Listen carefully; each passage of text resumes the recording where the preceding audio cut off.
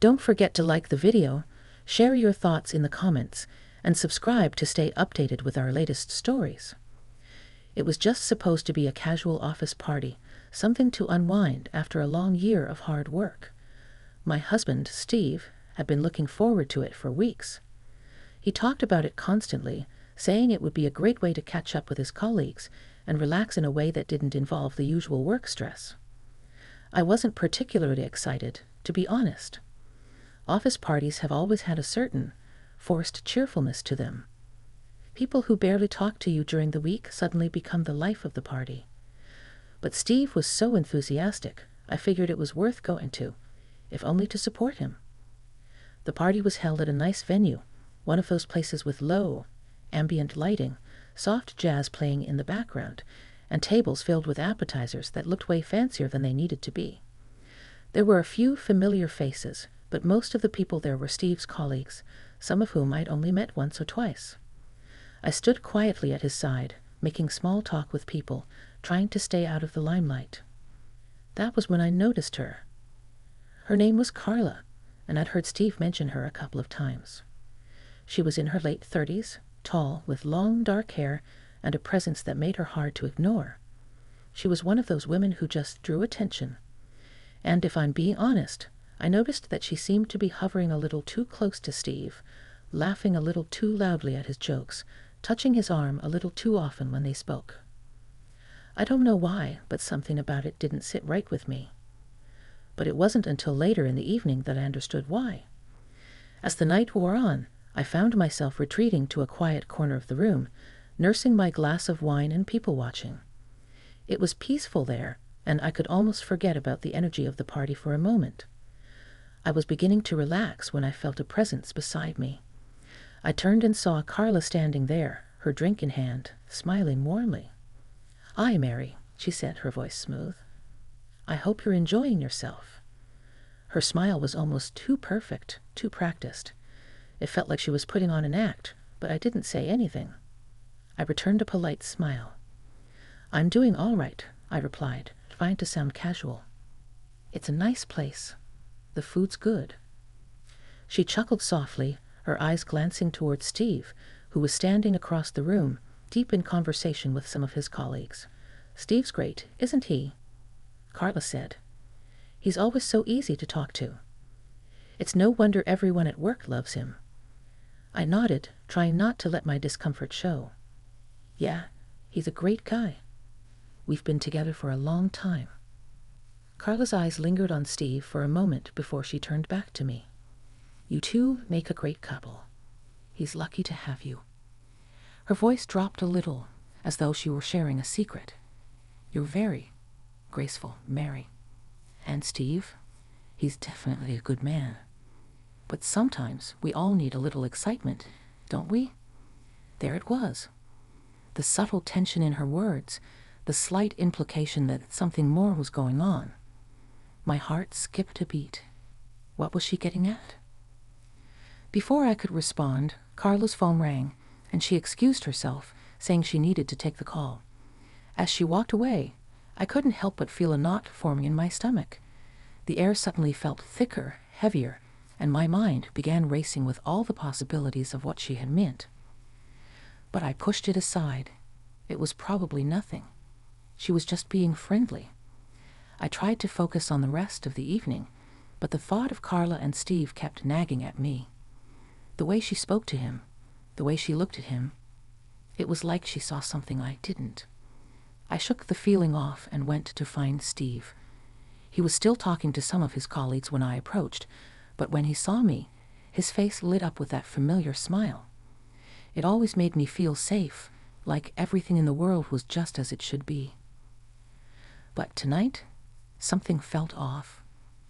I was glad when the evening finally started winding down, people saying their goodbyes, slowly making their way toward the exits. Steve and I headed to the car, both of us tired but in good spirits. As we pulled out of the parking lot, I glanced at Steve, trying to read his expression. "So how was the party?" I asked, keeping my tone light. "It was good," he said, his hands resting on the steering wheel, his voice relaxed. Carla was really fun to talk to. She's got a lot of energy, don't you think? I smiled, though it felt more like a reflex than genuine happiness. Yeah, she's something. Steve chuckled, not catching the underlying tension in my voice.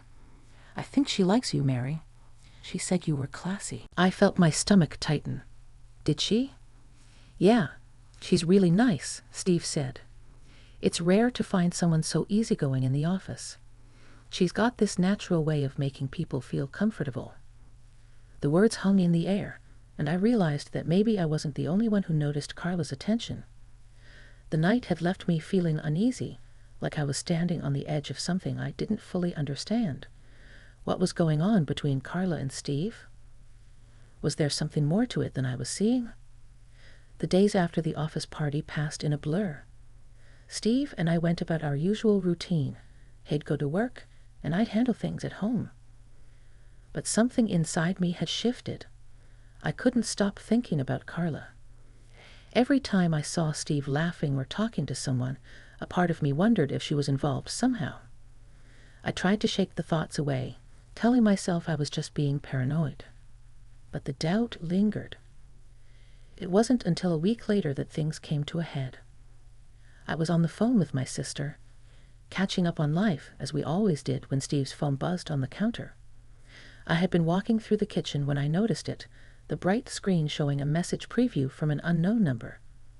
My curiosity got the best of me, and I walked over to see what it said. The message was from Carla. Hey, Steve. I know this might be a little forward, but I really enjoyed our conversation the other night. Let's catch up soon, just the two of us. I froze. My breath caught in my throat. The words were innocent enough, but there was a clear undertone that made my heart race. What was going on? Why was she reaching out to Steve like that? Why wasn't it a group thing or a more casual message? My mind started spinning. I couldn't help but wonder. Was she trying to get closer to him? And what about the way she had acted at the party? Was I just overthinking everything, or had she been flirting with him all along? I stood there for a few moments, trying to steady my nerves. I knew I needed to confront Steve, but I wasn't sure how to go about it without sounding like I was accusing him of something he hadn't done. I didn't want to start a fight, but I couldn't ignore the sinking feeling in my stomach. Taking a deep breath, I picked up his phone and read the message one more time. Then I sent a quick reply to Carla from his phone, hoping it would buy me some time. Hey, Carla. Thanks for the message. Steve's really busy with work, but I'll let him know you reached out. Hope you're doing well. I hit send and placed the phone back down, just as Steve walked into the kitchen. He glanced at me, his expression soft and unsuspecting. Hey, you okay? He asked, his voice kind and a little curious. I smiled, trying to act normal. Yeah, just checking something on your phone. Everything's fine. He nodded but raised an eyebrow. You're sure? You don't look so sure. I hesitated. This was it. The moment I had to decide if I wanted to confront him or bury my feelings and pretend everything was okay. I saw Carla's message. I said, my voice quieter than I intended. She said she wanted to catch up with you. Steve looked momentarily confused. What do you mean? She sent me a message? Yes, I replied, trying to keep my voice steady. It was just a casual invitation, but it seemed a little more than that. There was a long silence. I could see the wheels turning in Steve's head as he processed what I'd said. Finally, he sighed and walked over to me, gently taking my hands in his. Mary, I had no idea you were feeling this way, he said, his voice soft but earnest. Carla and I are just friends, I promise you. She's a little forward sometimes, but there's nothing going on between us. I didn't realize it was making you uncomfortable. I stared at him for a moment, trying to read his expression. Was he being genuine? Or was this just a well-practiced excuse? Then why didn't you tell me about the message? I asked, trying not to sound accusing, but failing a little. I didn't think it was a big deal, Steve admitted. She's always been a little more outgoing than most people in the office. I didn't want you to think I was hiding anything, though. But after seeing your reaction, I realize I should have been more upfront about it. I wanted to believe him. I really did. But a part of me still felt unsettled, like something wasn't quite right.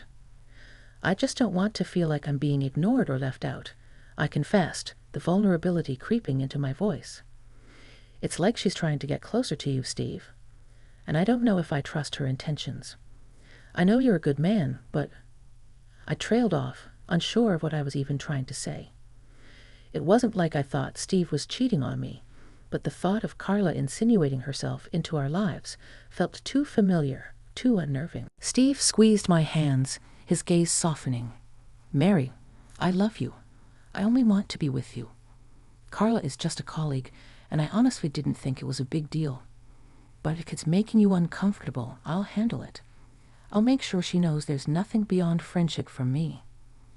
I studied him for a moment, looking for any sign of insincerity, but all I saw was the man I married, the man I knew. The doubt in my heart began to ebb away, and I nodded slowly. Okay, I said quietly, still unsure but willing to trust him. I just don't want to feel like I'm losing you. Steve smiled and pulled me into a hug. You're not losing me, Mary. You'll never lose me. But deep down, a part of me wondered if there was more to Carla's intentions than either Steve or I realized. The message was one thing, but how would things unfold from here?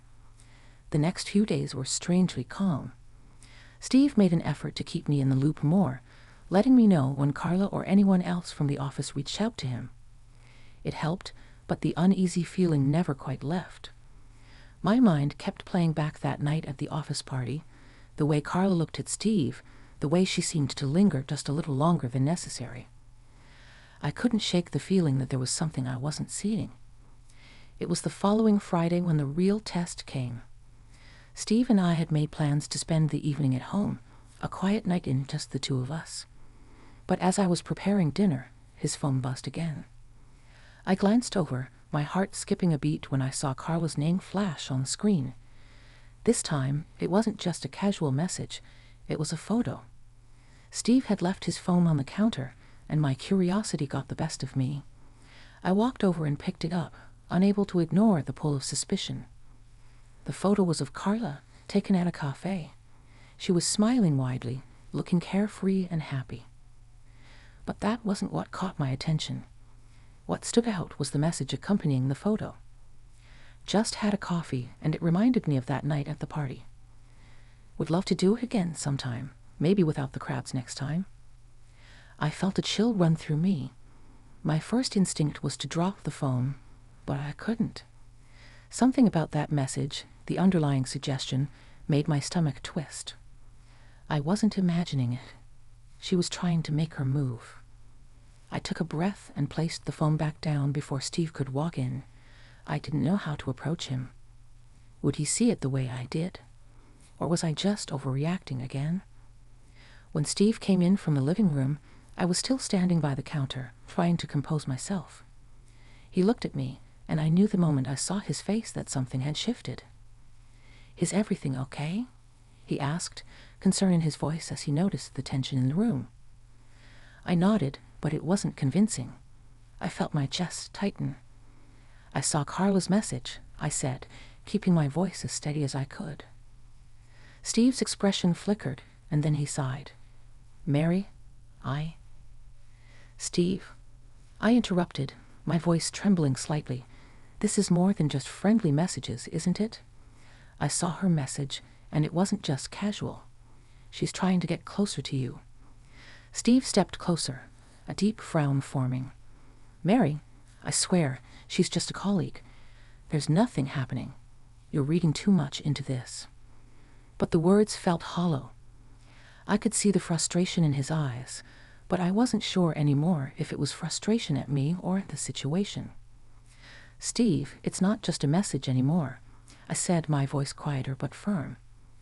It's the way she acts around you, the way she reaches out. I'm not blind, you know. It feels like she's pushing boundaries, and I don't think I can just ignore it anymore. He was silent for a long moment, and the silence in the room was deafening. Finally, Steve let out a long breath and rubbed his forehead. "I know I haven't been the best at keeping things transparent with you. I didn't think anything of it because she's always been a little forward. But I see now how much it's bothering you, and I need to fix that. I promise, I'll talk to her, make it clear that it's inappropriate." There was a part of me that wanted to believe him. But there was another part of me, the one that had seen Carla's subtle advances firsthand, that wasn't so sure. "I just need you to be honest with me, Steve," I said, feeling the weight of my own emotions pressing down on me. "I don't want to feel like I'm being played for a fool." "I'm not trying to play you, Mary," he said, his voice softer now, the anger gone. "I don't want to lose you over this. I'll talk to Carla and make sure she knows her place. You're the only one I care about." I looked into his eyes, searching for something. Reassurance, sincerity, anything. And for a brief moment, I found it. I could see the man I married, the man who had promised me his loyalty. But even as I saw that, a part of me was still uncertain. Could I truly trust him? Or was there something more beneath the surface? We spent the rest of the evening quietly, but the tension between us hadn't fully lifted. I knew Steve was trying, but my mind kept returning to Carla's message. What did it mean? And how far was she willing to go? The next morning after breakfast, Steve left for work, his usual routine. But as he walked out the door, I felt a strange sense of unease. I couldn't help but wonder if I had missed something, if there was more to this than I realized. I decided to take matters into my own hands. I wasn't going to sit back and wait for answers. I needed to know what was going on with Carla, and I needed to hear it from her. The days that followed were tense, but I knew I had to take control of the situation. I couldn't let doubt eat at me any longer. I needed to talk to Carla myself, clear the air, confront her head-on. I wasn't sure how exactly I was going to approach it, but something deep inside told me it was the right thing to do. By the time Steve left for work on Monday, I had made up my mind. I had to speak with Carla. There was no other way to resolve the feeling of unease that had taken root in my heart. I reached out to her. My message was simple, direct. "Hi, Carla. I was hoping we could talk. I've been feeling a bit uncomfortable with the way things have been between us lately. Would you be open to meeting up?" The reply came almost instantly, and I could sense her readiness to meet. She agreed to meet me at a cafe nearby. Nothing fancy, just a quiet corner where we could have an honest conversation. I felt a wave of nervousness wash over me as I got dressed and prepared to leave. This wasn't going to be easy, but I knew I had to do it for the sake of my marriage. When I arrived at the cafe, Carla was already there, seated at a table by the window. She looked relaxed, sipping on a coffee and scrolling through her phone, her expression calm. But as soon as she saw me, she put her phone down and gave me a polite smile, which didn't quite reach her eyes. "Mary, hi. I wasn't sure if you were going to show up," she said, her tone light, almost playful. I sat down across from her, trying to steady my nerves. "I wasn't sure if I should either," I replied, looking her directly in the eye.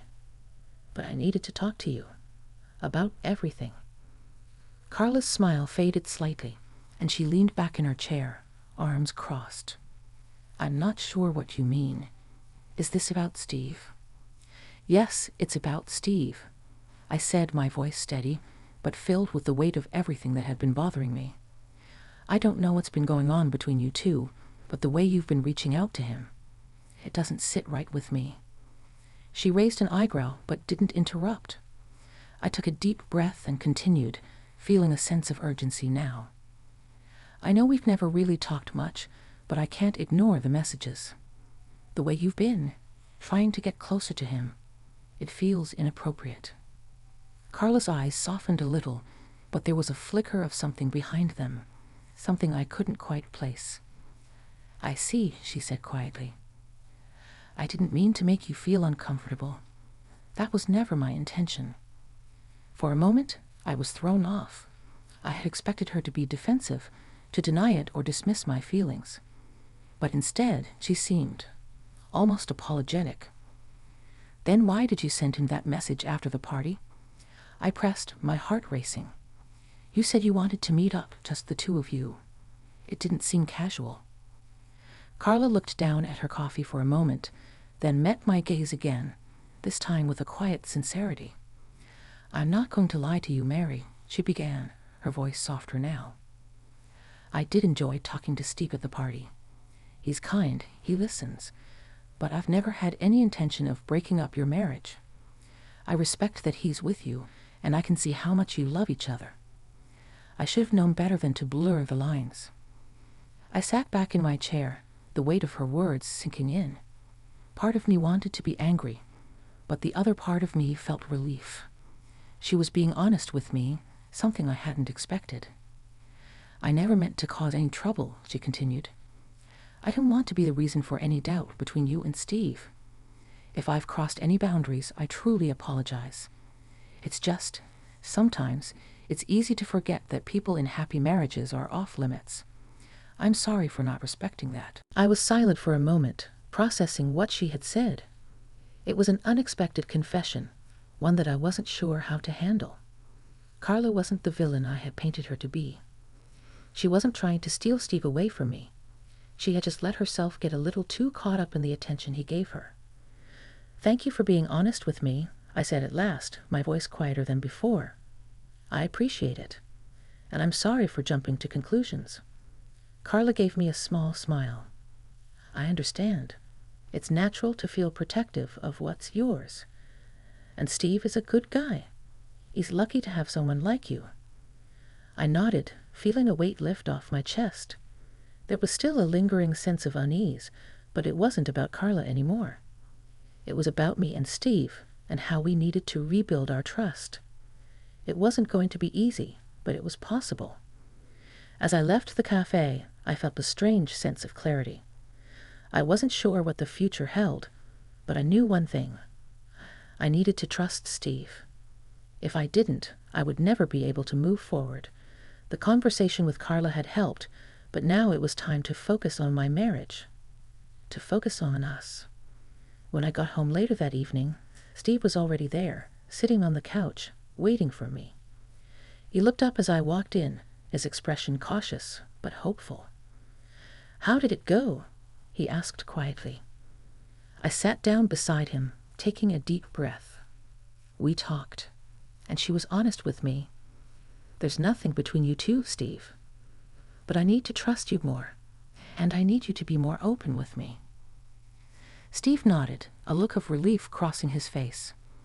I can do that. I'll be better, I promise. I don't want to lose you over something so small. I smiled, feeling a warmth in my chest. I don't want to lose you either. We sat there in silence for a moment, the weight of the conversation hanging between us. But this time, it felt different. It felt like we were both ready to move forward, to put the past behind us and focus on rebuilding what we had. It wouldn't be easy, but it would be worth it.